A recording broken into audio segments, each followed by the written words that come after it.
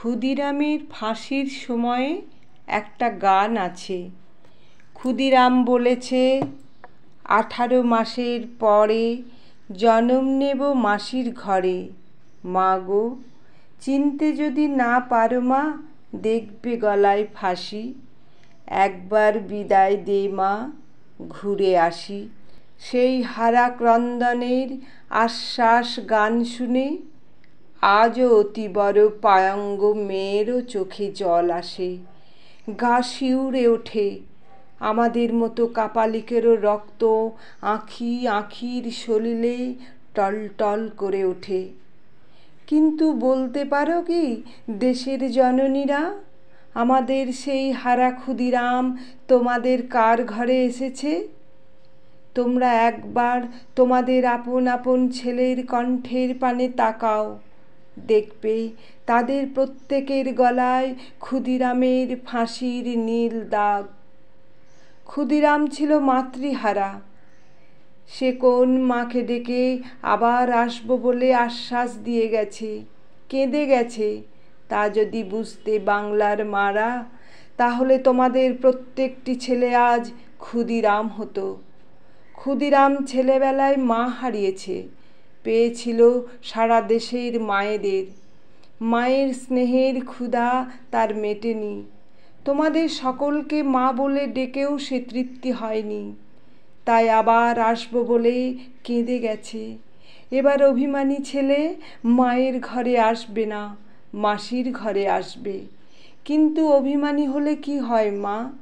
ও ছিল বোকা ছেলে, তাই বুঝতে পারেনি যে মাসির ঘর অভিমান করে যার ঘরে আসতে চেয়েছে, সেও যে মায়েরই ঘর, সবাই যে তার মা। মায়ের সাড়া পায় নাই, মারা তাকে কোলে নেয়নি, তাই অভিমানে সে আত্মবলিদান দিয়ে আত্মনির্যাতন করে মায়েদের অনাদরের প্রতিশোধ নিয়েছে। যাবার বেলায় দস্যি ছেলে এক ফোঁটা চোখের জলও ফেলে গেল না। হায় হতভাগা ছেলে! সে কাঁদবে কার জন্যে, যার জন্য কাঁদবার কেউ নেই? তার চোখের জল যে লজ্জা, তার কাঁদাটাও যে অপমান মা। দস্যি ছেলে সব চোখের জলকে কণ্ঠের নিচে ঠেলে রাখলে। ফাঁসির পরে নীলকণ্ঠ হবার আগেই ব্যথায় নীলকণ্ঠ হয়ে গেল। প্রাণের তিক্ত ক্রন্দনের জ্বালা তার কেউ দেখলে না, দেখলে শুধু কিশোর ঠোঁটের অপূর্ব হাসি। ফাঁসি হতে আর 2-4 মিনিট বাকি, তখনও সে তার নিজের ফাঁসির রশির সমালোচনা নিয়ে ব্যস্ত যে। ফাঁসির রজ্জুতেও মোম দেওয়া হয় কেন? তোমরা কি ভাবছো মা যে কি সাংঘাতিক ছেলে বাপু?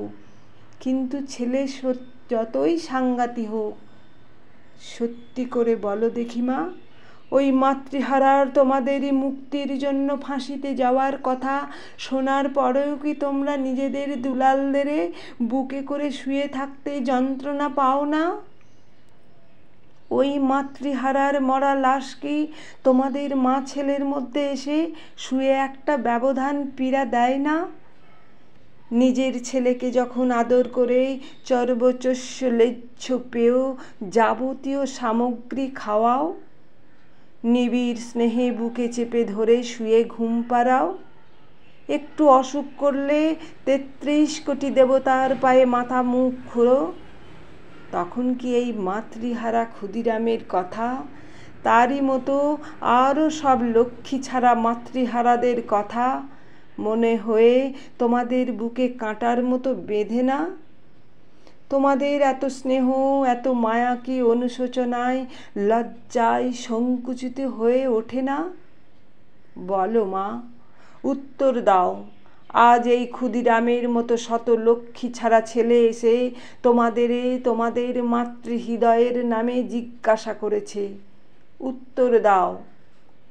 জানি মা, উত্তর দিতে পারবে না, মুখে কথা ফুটবে না। উত্তর দিতে পারবে না, মুখে কথা ফুটবে না।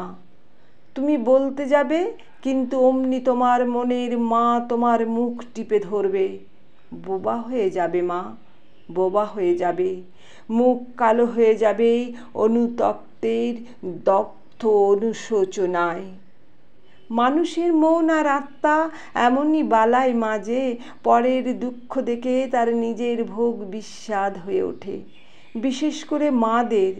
মাতৃহারা এক পাশে দাঁড়িয়ে জল ছল ছল চোখে যদি চায়, তাহলে তোমার হাত উঠবে না মা তোমার ছেলের মুখে কিছু তুলে দিতে? আপনি শিথিল হয়ে যাবে, এটাও সওয়া যায়। কিন্তু যদি কোনো মাতৃহারা বিদ্রোহ করে কারুর কাছে কিছু চায় না চায়, মাথা উঁচু করে কোনো মায়ের ঘরের পানে না তাকিয়ে তার রুক্ষ কেশ লক্ষ্মী ছাড়া মূর্তির রুদ্রকেতন উড়িয়ে চলে যায়, ডাকলেও ঘরের পানে তাকায় না, মায়ের ডাকে চোখ ছলছল না করে উল্টো আত্মনির্যাতন করে তোমাদের চোখের সামনে, তাহলে মায়ের মন কেমন করে ওঠে বলো দেখি? হে আমার দেশের জননীরা, তোমাদের কাছে এসেছে তেমনই বিদ্রোহী লক্ষ্মী ছাড়া মাতৃহারার দল। তাদের হারানো ক্ষুদিরামকে খুঁজে নিতে ভয় করো না, বিদ্রূপ করো না এদের মা। এরা ভিখারি ছেলে নয়, আমরা মায়ের বিদ্রোহী ছেলে। আমরা তোমাদের কাছে করুণা ভিক্ষা করতে আসিনি, আসবও না। আমরা এসেছি আমাদের দাবি নিয়ে, আমাদের হারানো ক্ষুদিরামকে ফিরে নিতে। সে যে আমাদেরই মাতৃহারার দলের, সে তোমাদেরই নয় মা। আমাদের মা নেই, আমাদের মা দয়া করে আমাদের ছেলেবেলাতেই আমাদের ফেলেই স্বর্গে গেছেন। তাঁরা আর করুণা করে কখনো ফিরে আসবেন না। তারা জানতেন আমরা সবাই ক্ষুদিরাম। আমাদের মায়া করে আমাদের মারা লক্ষ্মী ছেলে করে তোলেননি। তারা আমাদের পথের ধুলোই ফেলে ক্ষুদিরামের নামে রেখে গেছেন, ক্ষুদিরাম রেখে গেছে। কিন্তু সে ঘরে ঘরে জন্ম নিয়ে এসেছে কোটি কোটি ক্ষুদিরাম হয়ে। তোমরা চিনতে পারছো না মা, তোমরা মায়ায় আবদ্ধ। ছেড়ে দাও, ছেড়ে দাও আমাদের ক্ষুদিরামকে, তোমাদের ছেলেদের ছেড়ে দাও। ওরা আমাদের লক্ষ্মী ছাড়া দলের। ওরা মায়েদের নয়, ওরা ঘরের নয় বনের, ওরা হাসির নয় ফাঁসির।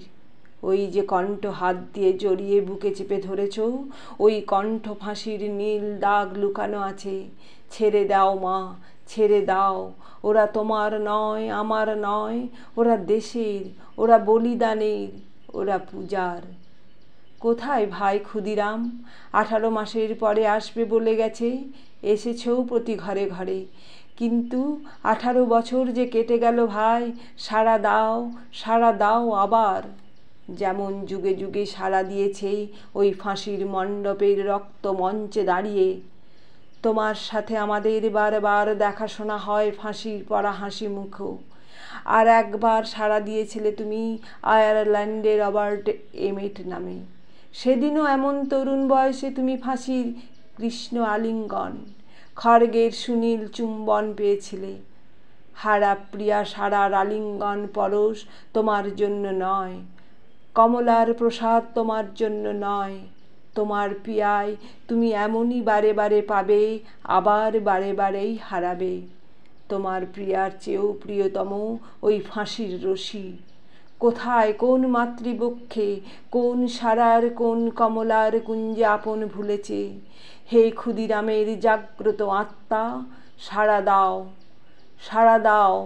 এসো আবার ফাঁসির মঞ্চে, আর একবার নতুন করে আমাদের সেই চির নতুন চির পুরাতন গান। 18 মাসের পরে জনম নেব মাসির ঘরে। মা গো, চিনতে যদি না পারো মা, দেখবে গলায় ফাঁসি। একবার